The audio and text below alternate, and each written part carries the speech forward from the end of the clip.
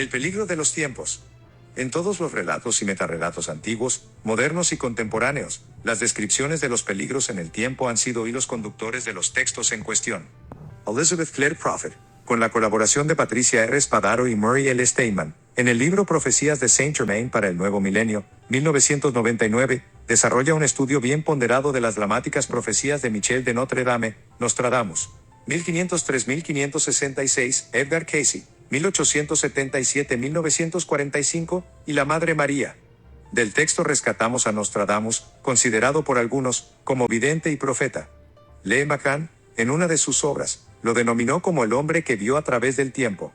Nostradamus mencionaba muchas veces su preocupación por el peligro de los tiempos.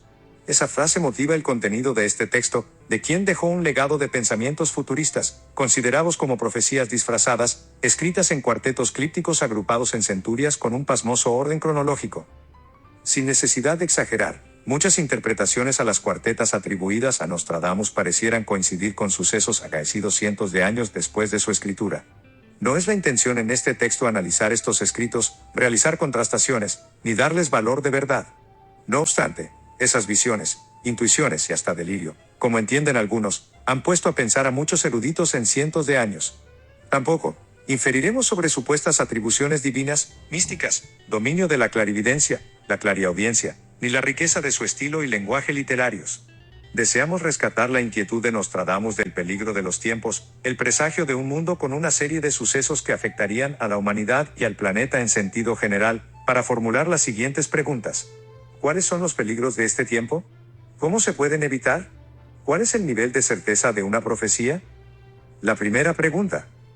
Responder la primera interrogante sería un ejercicio que desbordaría el texto, por suerte, y asumiendo a Jacques Derrida, 1930-2004, con su frase, no hay nada fuera del texto, no vislumbramos respuesta a esa pregunta de forma fáctica.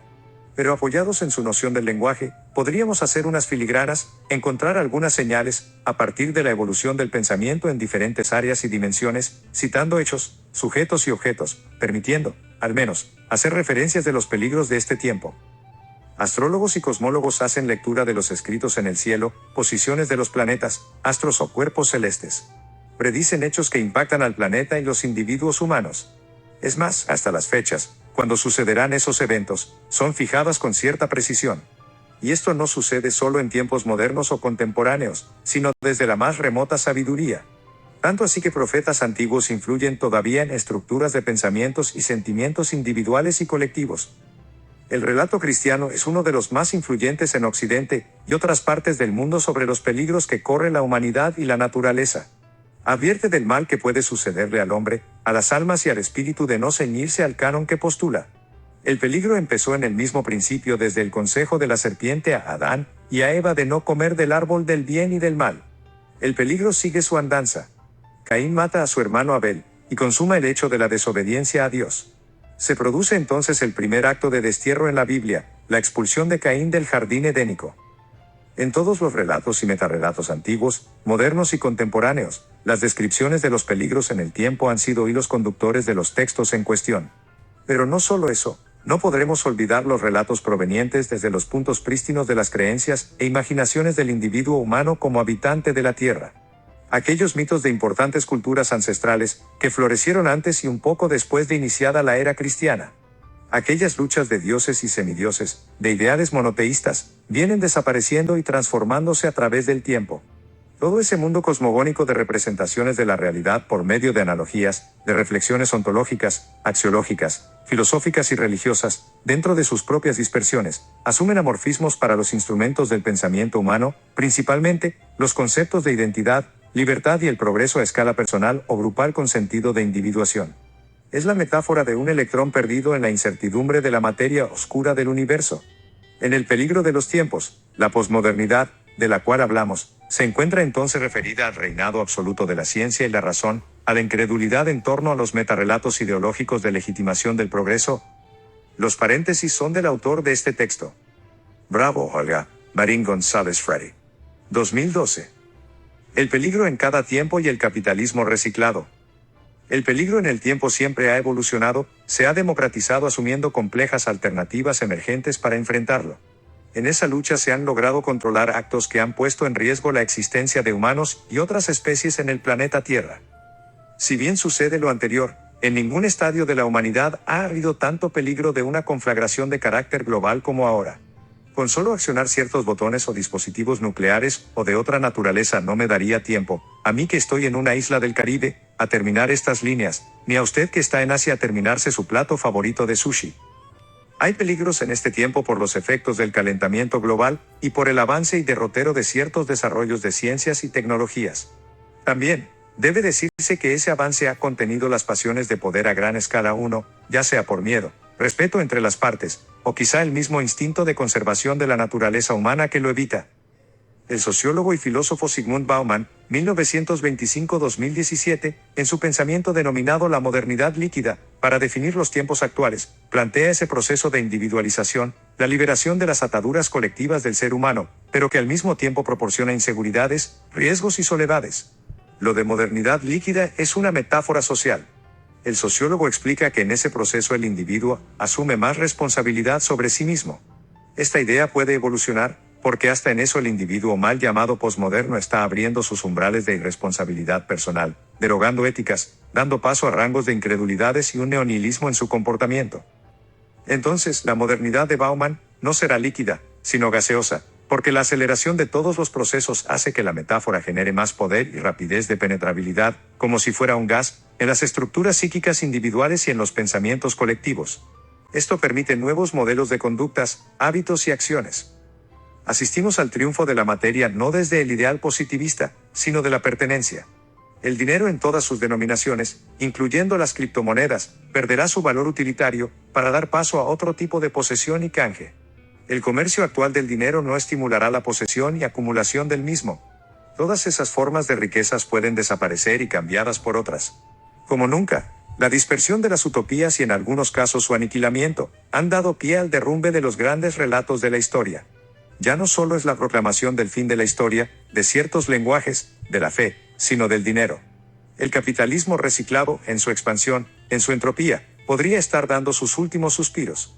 Aunque todavía existen prácticas y modelos económicos tradicionales, dentro de la complejidad de los mercados, el modernismo gaseoso, cimentado en la tecnología y las falsas guerras acelerarán cambios a escala planetaria. Las dispersiones tienden al retorno, al reagrupamiento, y luego, al estallido, como ley de la naturaleza. Las diferencias entre los individuos humanos podrían estar ensanchándose de forma irregular. Se pueden salir del control de los poderes que mantienen cierto equilibrio en el planeta, que han confinado los problemas de humanos a zonas específicas. Existe en el modelo de gobernanza actual la base ideológica de la provisión de migajas a las grandes masas humanas, hambreadas y subsumidas para regular estallidos. En las condiciones actuales de la humanidad sería muy peligroso continuar con esa práctica. Los estados de guerras que vinculan a varios países, directos e indirectamente, por intereses energéticos, territoriales, migratorios, religiosos, económicos y políticos, ponen en peligro el statu quo global. Cualquier desliz sitúa a la humanidad en los marcos de conflictos de indecibles consecuencias. La guerra entre Rusia y Ucrania, con más de 2 años de duración, miles de muertos y cientos de miles de desplazados, es un caso. Otro es el ataque de la organización Hamás contra Israel, según los reportes, donde murieron más de 1.200 personas y capturaron unos 250 rehenes. Este hecho dio paso a la contraofensiva en Gaza, donde han muerto más de 37.500 palestinos, en su mayoría civiles. La actual situación de extender esa guerra a otros territorios y focos de Hamás, los cuales tienen el apoyo de fuerzas de otros países comprometidos, aumentaría el conflicto. Esto es un indicativo presente de los peligros en este tiempo. La modernidad gaseosa. Según algunos entendidos, el descubrimiento de América es un punto donde puede fijarse el inicio de la globalización, González, AS/F, o del periodo moderno, aunque esta tesis deja fuera todas aquellas emigraciones y conquistas anteriores de imperios y reinados. Antes el peligro no se presentaría a escala global, porque no se conocía todo el planeta. Ahora todo es diferente. Los conflictos explotarían y, en cuestión de minutos, la amenaza y el peligro serían globales. Un bien natural, afectado en múltiples magnitudes, es el ambiente. La naturaleza está pagando muy caro todas las pasiones de la modernidad gaseosa del capitalismo reciclado. No hay que ser Nostradamus u otros profetas, antiguos o modernos, sin la irreverente pretensión de desconocerlos o semejarlos, para plantear varios escenarios posibles de la supervivencia en el planeta, y eso está en el tapete en los grandes cónclaves del pensamiento futurista. Por medio del uso de la inteligencia artificial existente en la actualidad, la cual es mínima y ridícula, se pueden plantear escenarios posibles ante tales contingencias o emergencias sociales, políticas, económicas, geopolíticas, tecnológicas. Todo esto ayuda a la toma de decisiones previas y a proyectar otras, por medio de los espacios alternativos que pueden presentarse. Es una especie de guerra a las profecías, a los mediadores divinos o a divinas inspiraciones. Las guerras actuales entre naciones o ejércitos no son en los campos de batalla, como las escenificadas por Alejandro el Grande, o el drama metaficticio descrito por William Shakespeare en la tragedia de Rey Ricardo III, cuando el monarca, en la batalla de Bosworth gritó, un caballo, mi reino por un caballo, frase que también inspiró un poema escrito por George Herbert en 1651-2, en plena alusión al enfrentamiento cuerpo a cuerpo de los soldados en las batallas. Ahora las guerras son de otra manera, ya son máquinas infernales, drones, inteligencias guiadas, que no ponen en riesgo a un solo soldado de gobiernos hegemónicos, para destruir en cuestión de horas a ciudades enteras y provocar la muerte a centenares de miles de personas. Pero todo esto evolucionará. No hay que ser profético. Cuando las guerras, como las de hoy, dejen de ser un negocio lucrativo, se inventarán falsas batallas, quizá dispararán con misiles interestelares para impactar en la superficie de Marte, donde no hay nada, solo cráteres. Así se justificarían gastos armamentistas. Se inventarán utopías para saciar las ansias de poder y dominio de unos sobre otros. Pueden ver, ya estoy profetizando. Esta última palabra le pongo comillas porque existen abundantes teorías que definen a un profeta y, por supuesto, nunca podré encajar en ninguna de ellas, y sería aterrador tener la certeza de los posibles tiempos difíciles que le pueden esperar a la vida en la Tierra, más de los sucedidos hasta ahora. No es una utopía comprar un terrenito para vivir en Marte o en la Luna, implantar las condiciones para la perpetuidad de la especie en esos lugares descritos como inhóspitos. Los proyectos, aunque en principio hilarantes, al final de las muecas posibles, no dejan de ser ensanchamientos de la imaginación y no descartables. La población en el planeta y su discurrir. En el año 1 de nuestra era, la población mundial se estimaba en 250 millones de habitantes. Ya en el 1970 se alcanzó la suma de 4.000 millones, según la Organización de Naciones Unidas, ONU. A mediados de noviembre del 2022, llegó a los 8.000 millones de habitantes, 3 veces mayor que a mediados del siglo XX. Los demógrafos proyectan que para el 2100 se alcanzará la suma de 10.400 millones de habitantes. Para el año 2200 llegará a 11.600 millones. 100, 200, 300, 1000 años para la historia de la Tierra, ni siquiera es un pálpito en el tiempo, en su vasta posibilidad de lo concebido como eterno.